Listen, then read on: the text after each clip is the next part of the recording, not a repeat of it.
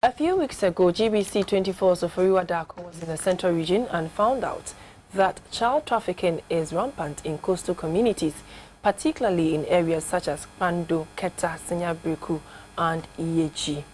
The news team has been investigating this development, and Keta in the southern part of the Volta region is the latest place visited. On the shores, Adoku Gameli, 10 years, and 13-year-old Adokpo Amin were with their masters working for a daily fee of 5 cedis.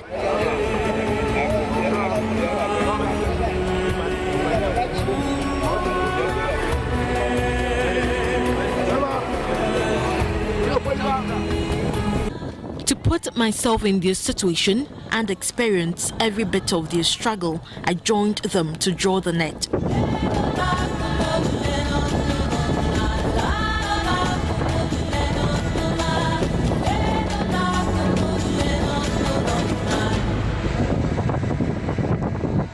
After that task was done, I spoke to Gameli and Adokpo, who said they combined schooling with fishing.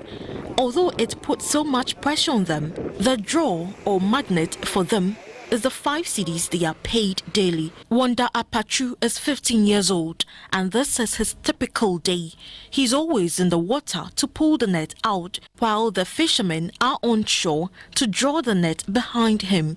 Wanda can be described as the lead character, but his health is at risk because he is required to stay in the water till the net is out. Fortunately for him, he does not work for any master, but hangs around specifically to help the fishermen pull their nets to the shore, and he's paid for that. After his third job for the day, I caught up with Wanda. According to him, he is in a different circle because he works at his own convenience, but the other children are forced to work. He spoke about the children who are trafficked from neighboring communities and other regions, especially the central region, to work as laborers in the community. After I spent time with Wanda Apachu, Gameli, and Adokpo, they went back to join the fishermen they work with to complete their task for the day and also to ensure good sales are made for the catch so they could get paid.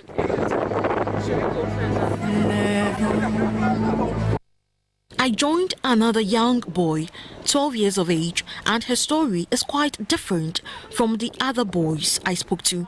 While they are enrolled in school, this boy has no education, neither did he know where his parents live.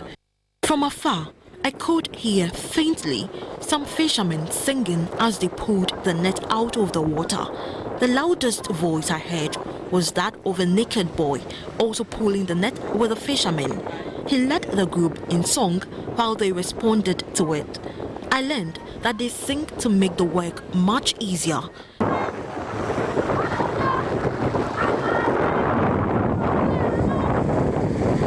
Few minutes after, the naked boy was out of sight.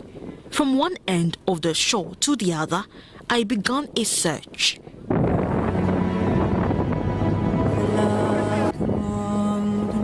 He introduced himself as Agogo.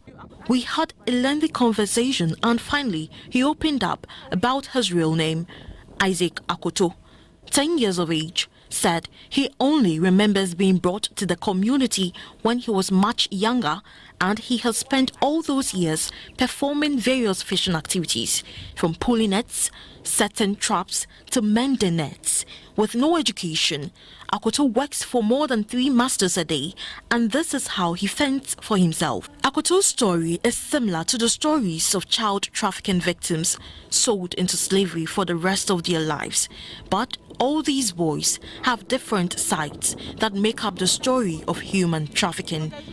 Being kept captive, working and living in poor conditions can have serious impact on a child's mental and physical health, like that of Akoto, Wanda and his friends.